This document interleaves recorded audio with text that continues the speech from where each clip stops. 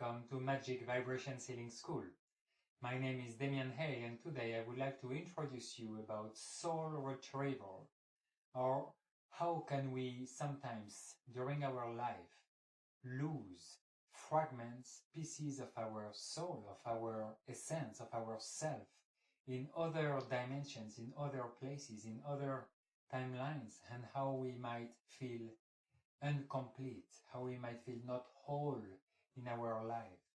And just to try to understand what impact does it have on our life, on our daily interaction with others when we are not 100% embodied as a soul in our body. And soul retrieval, it's of course about retrieving, reclaiming the fragments and this aspect of self that are scattered, that are outside of your body, and to bring them back home. So first of all, what is our soul? So this is of course a big question, and different schools, different lineages, different philosophies explain different things about the soul.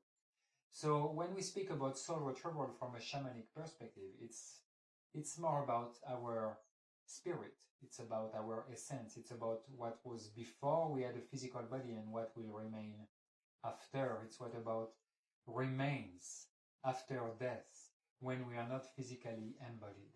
It's this intelligence and this consciousness as a whole, as a unit, as still an individual unit belonging to different soul groups and soul families and other souls that chooses to incarnate on earth in a body.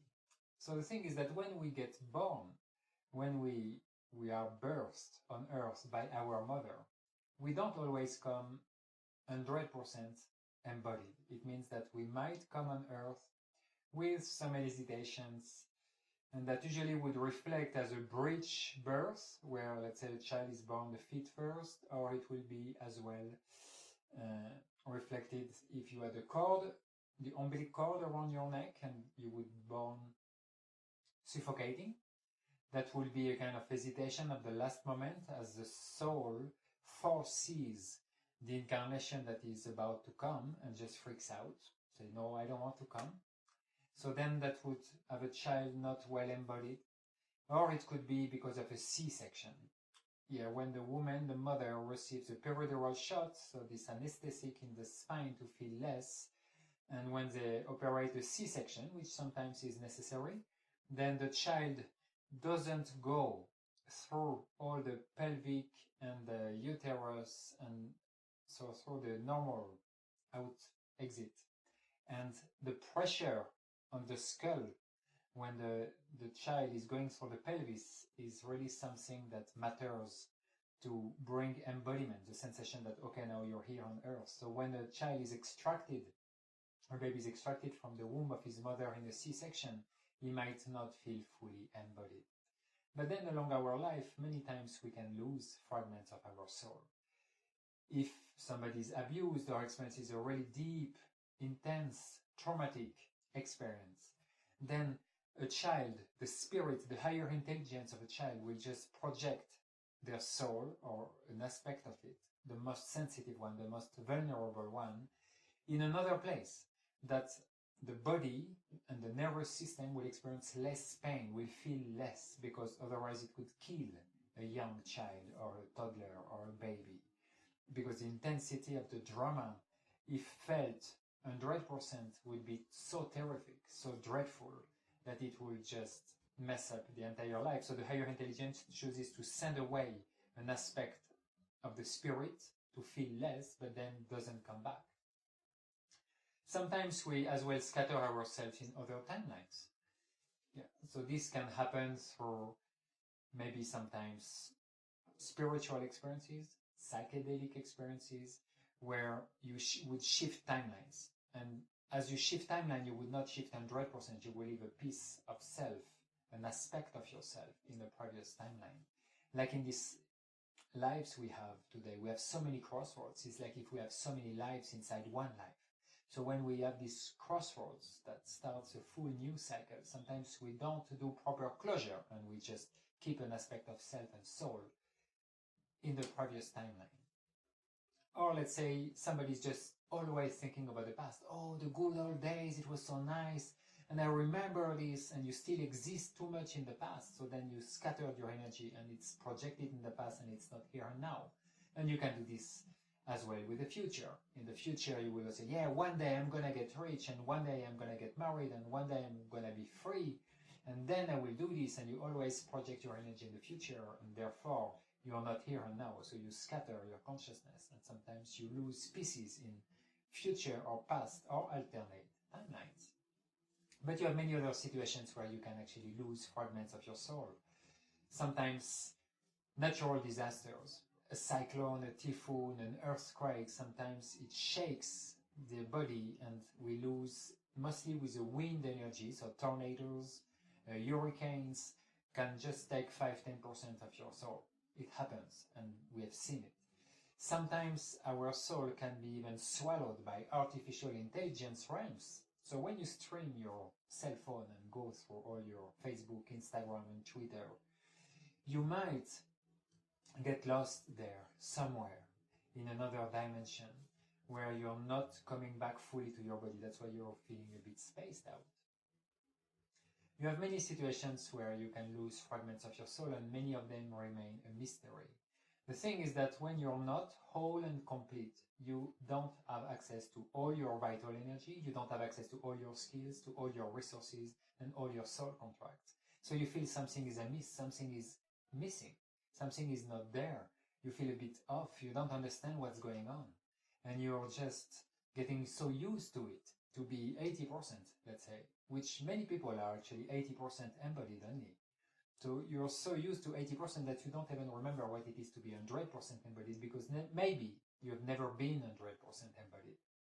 So soul retrieval, it's about accessing different dimensions through the directions and asking these fragments to come back to ourselves. The thing is that if we send them away in the first place, it's usually because we were not feeling safe. We were not feeling comfortable enough, confident enough to handle our reality the way it was in the moment. So we scattered our energy, we scattered our consciousness, we send away a piece of our soul. So to bring it back, you will need first to feel safe, extremely safe. And there, you cannot fool yourself, you cannot lie to yourself, because it's spirit and soul. There's no lies there, there's only your own truth.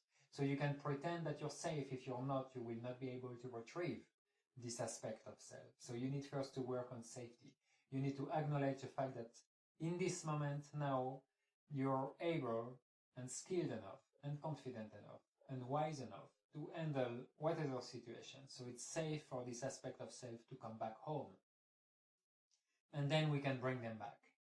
Another aspect, of course, is to align the soul and the body. Sometimes there's no alignment. The alignment allows your soul contract and the resources to fulfill them to be fully operative, communicative, and coherent. So this is a perfect alignment. So sometimes our soul is not aligned with our body.